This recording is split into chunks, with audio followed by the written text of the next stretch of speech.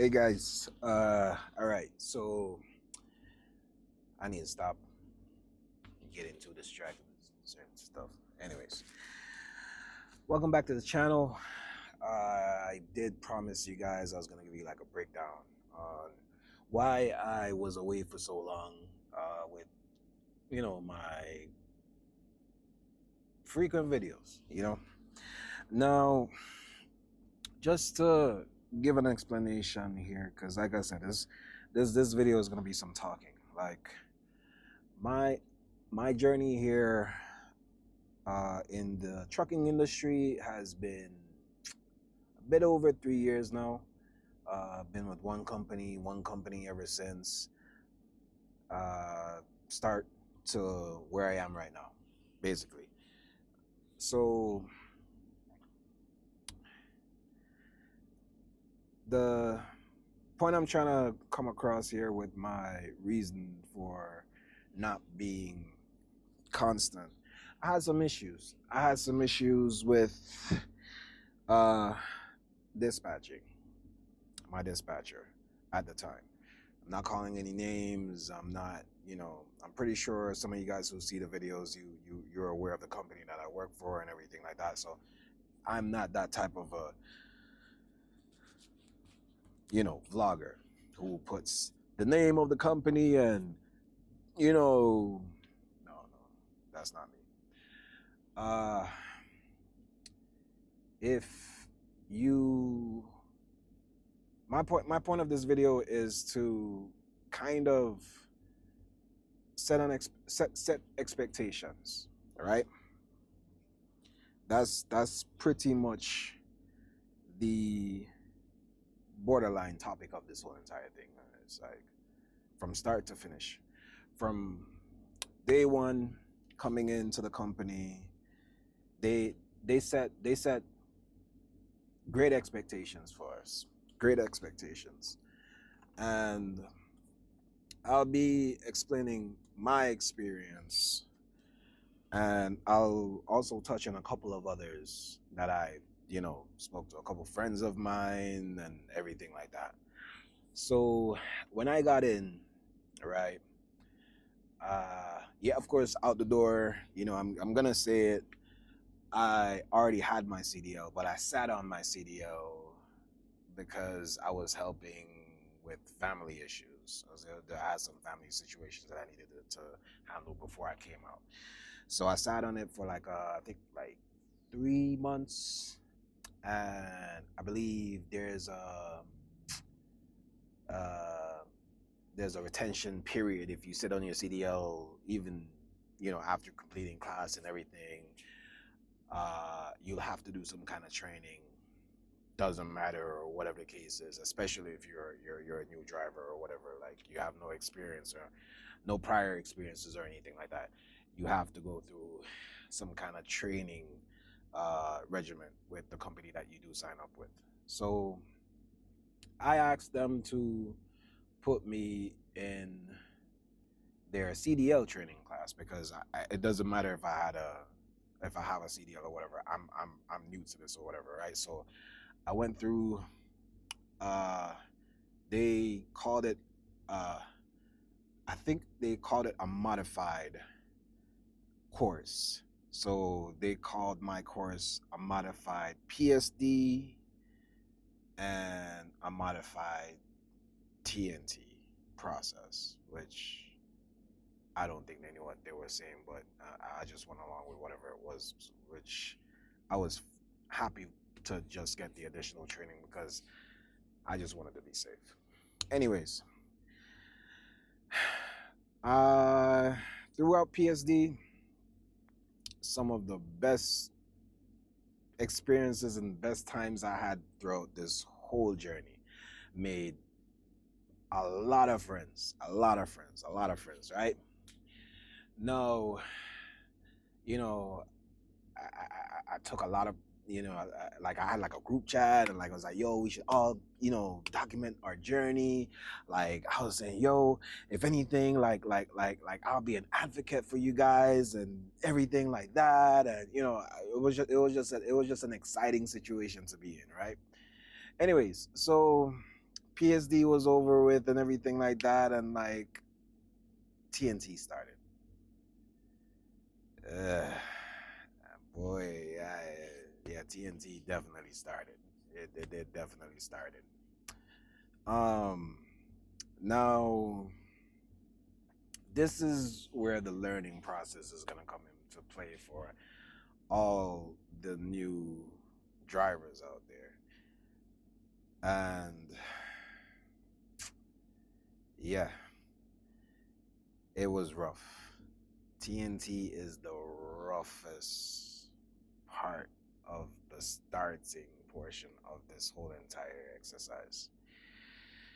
I think at the time, even for us, it was only 30,000 miles because it was like around COVID period and all that nonsense, and they just wanted to get us out like that. They wanted to, just yeah, money was running, money was turning at that time. Anyways, so I had two trainers, two TNT trainers, right? Off the bat, off the rip, I already knew like I wasn't gonna be friends with my first TNT trainer. Like he just had a money mind frame mentality about him, and that's all it was. It was really no learning, no, hey, you know, let's spend some time and work on things. It was just running, running, running, running, running, running, running, nonstop, nonstop. And just like the typical horror story, I guess TNT horror story that people would say, like, oh, they had me driving at nights, they had me on the bunk while I was driving, you know, got into arguments and stuff like that. My first experience was the typical type of a bad experience that a lot of new drivers would complain about. But then I said to myself,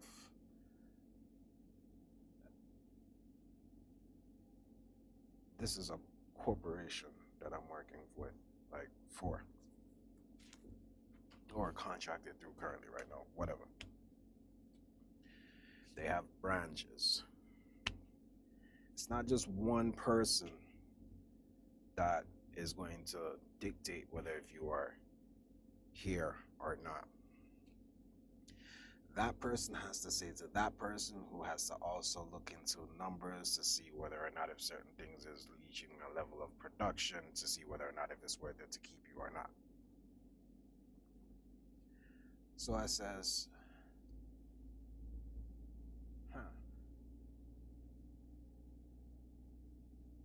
I don't think I want to stay with this guy. Like I woke up one day and I said it to myself, like I'm not learning how to back.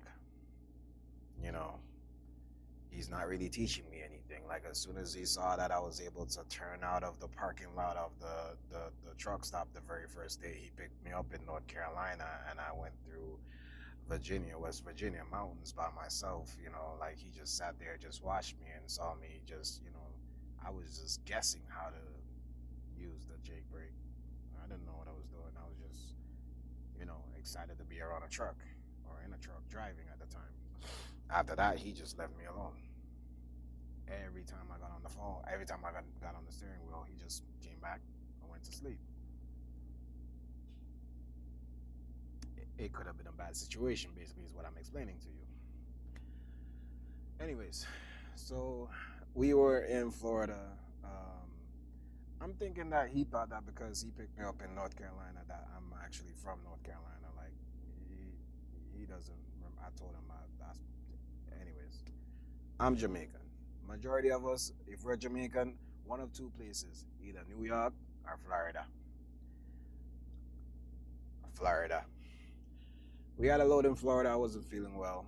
I asked him if my cousin could bring some medication to me. He agreed, or whatever the case was. We got our next load, and we were getting ready to route towards the next load and everything like that. He said, no, the route is not taking us there. I'm like, but we're going north. Like, she's right there. We could just make a small detour, grab the medicine, and, boom, we're out. Like, I was tired, frustrated, sick,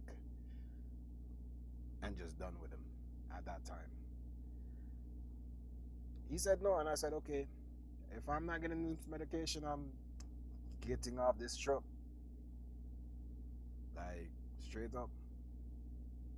Like, you're just using me to fatten your pockets, and I'm not really learning the way how I need to learn.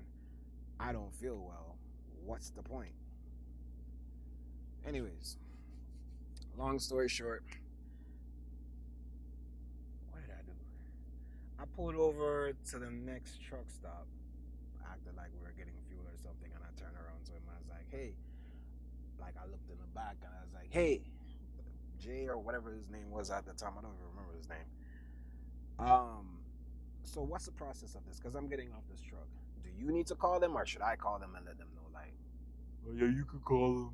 Like, all right, say less. You're making it sound like I'm scared to call people. Called them, called up the dispatch, and I told them what was going on, and I told them I'm getting off the truck. Like, this is not up for debate. They tried to do the retention thing. It's not up for the debate. It's a waste of my time. Waste of my time. Not his time, because I'm making him money, but I'm the one who's losing pretty much. Like, I got off.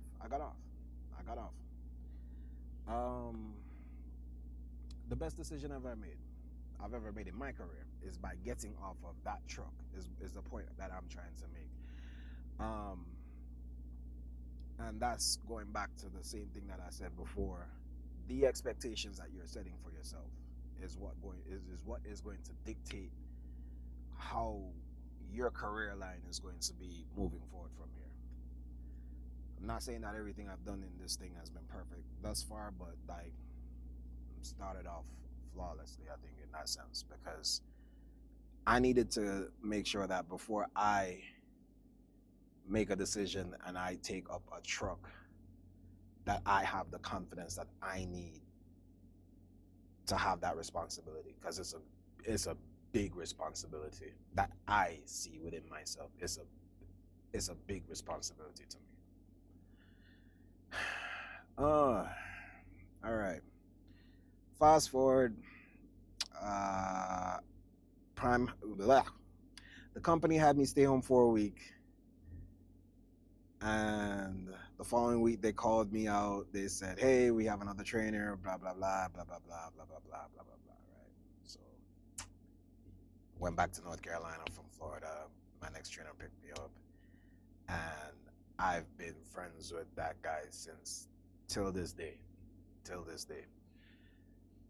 That trainer was a night and day difference from my very first trainer. He took pride in what he did. You could tell he was about his work and his ambition. And it was fun. It was fun. It was like I was on like a camping trip at that point in time. Like, we did so many things. We went to Hobby Lobbies. We were just like-minded individuals as far as I was concerned. He was cool. He was really cool, and he took time to teach, and that's the important thing. Taught me the systems, showed me breakdowns, taught me how to run and manage my clock. The things that he thought I needed before I left his truck, he tried his very best to instill in me, which I do believe is what is the fuel that's burning my career today, and I thank him very much for that. Now, the friends part, right?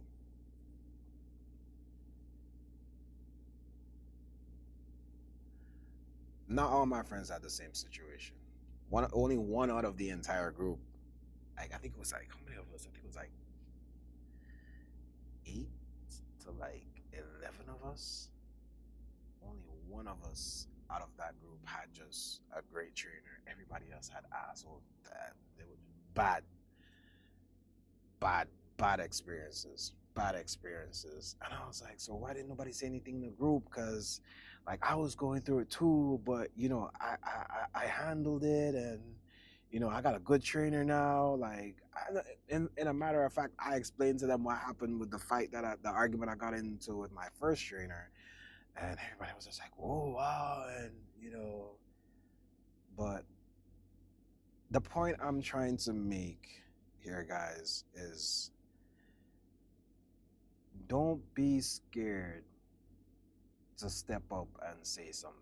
If something does not fit or suit your line of business and what it is that you're setting out to do for yourself in this career, there are chains that someone has to answer to. And not in every scenario though, but I've digested the company that I work for, and this is the reason why I selected the company that I work for, because I believe in what they do and what they offer when they say we are the captains of our ship. Basically, you pay that lease every week. Not you and the dispatcher, you do. So how it is that you decide to run your ship and the comfort level that you need to have in order to operate in that manner is your choice at the end of the day. I'm not saying to turn down loads or anything like that of that nature, because like how I run is I'll run anywhere as long as the money's there. But if I see a certain region that just feels dried out and depleted, I'm gonna make a suggestion like, hey, send me out to the West Coast. My first fleet manager, I really do miss him. Sure, no problem. Oh, not or he would respond and say, oh, well, not right now. Let's After this run, let's see what we got after that. You know, like I'll get communications like that. Like the issue I was having, which was kind of like messing with me, and it just kind of had me in a mental depression state, was trying to be patient with a new fleet manager that I was assigned from a selected list. Like a friend of mine gave me a suggestion between three names, and my fleet manager selected the one that he thought was the best for me, which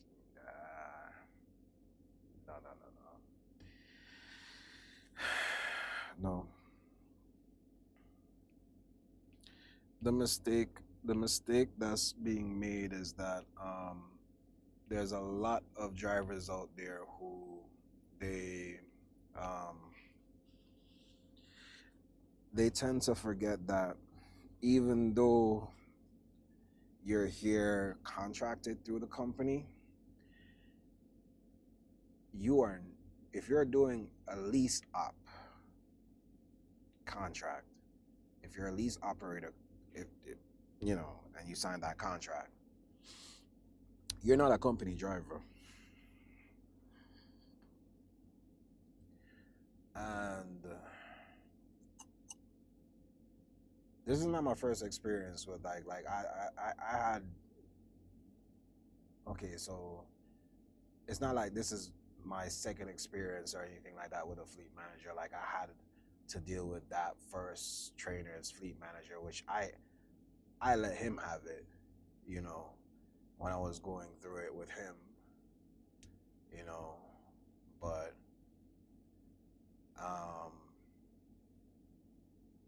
ever since my son, I've been trying to be a bit more humble and calm, and a bit more collective in regards to the type of a person that I am, because that's not the type of person I would like to portray for him. So I tend to do a thing where I will give you a long enough rope, figuratively speaking, meaning time for those who don't understand, and the time itself is like a physical rope, and I will make notes, make notes, make notes, make notes, make notes. So every note I make is that rope getting longer. So when it's time for me to take an action, I can wrap that rope around that person's neck multiple times, 10 times over. It'll be the hardest thing for them to untangle by the time I'm done. You know, they're the ones who hung themselves, basically. You know. Anyways, I had a bad experience with my previous fleet manager. I'm not getting into the details of that. And I sourced his supervisor, had a talk with him. This is where the retention thing comes into play, because I've been on that side of the fence before, so I know how that goes. So they say, okay, just give it some time and let's see what happens.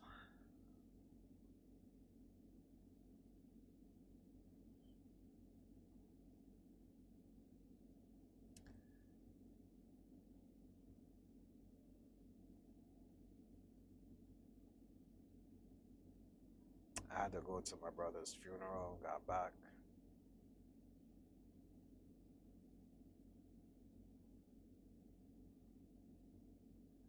So mentally, I wasn't really in tune with everything,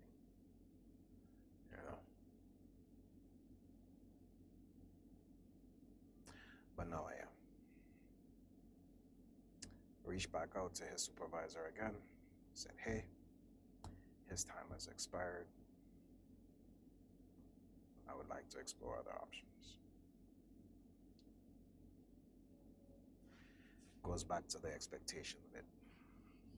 Do not allow one individual to dictate your career in this field or any field that you're in, period. Because there's always a way to resolve an issue without being upset or being bitter or being petty or, any of these things, because we go through enough out here already as is to have this type of political mindset. It's a waste of our energy. They have people in offices that do that battle or that fight for us, I'm pretty sure. And I'm pretty sure if you explain yourself,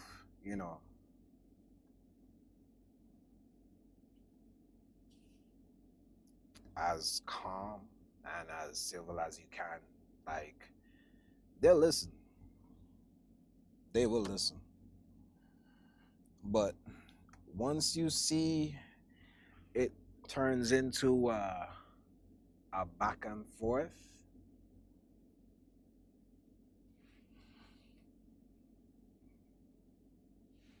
especially when certain things are being said that really crosses the line,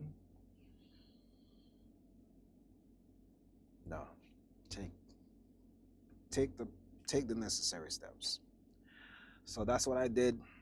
I took the necessary steps, and I'm currently with a new fleet manager. He's pretty cool. He's pretty cool. Like I have a thing about me where I can, like, as Jamaicans, we call it vibe. A vibe. I feel a vibe. I feel a positive vibe. I feel a positive vibe with this guy, and I feel like I'm going to be able to meet my goals now once again. But yeah, and it has lifted a burden off my shoulders, and that's why I was able to make these videos now, and you guys got that last video, and you're getting this video here now, and here I am. So yeah,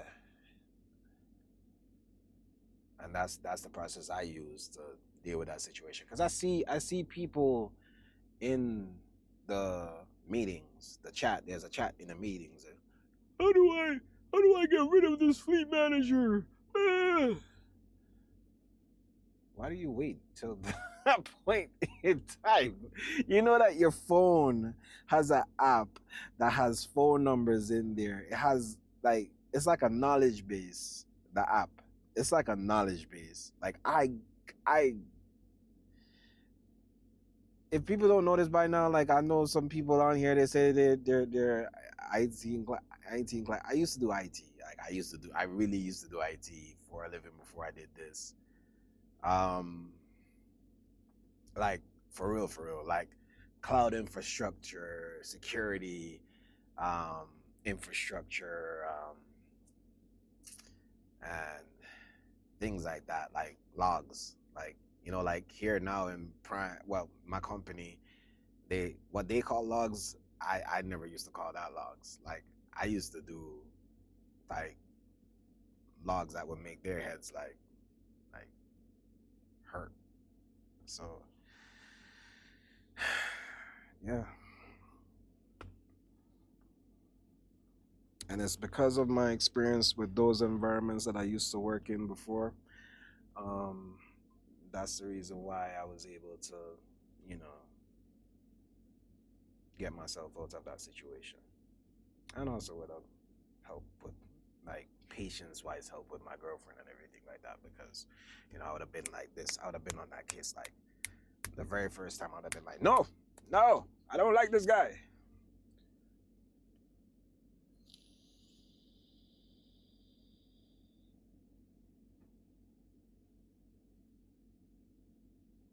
But anyways, thanks again for watching. Like, comment, subscribe, and I'll see you guys in the next one. Take care. Peace out. I need to put this in the front.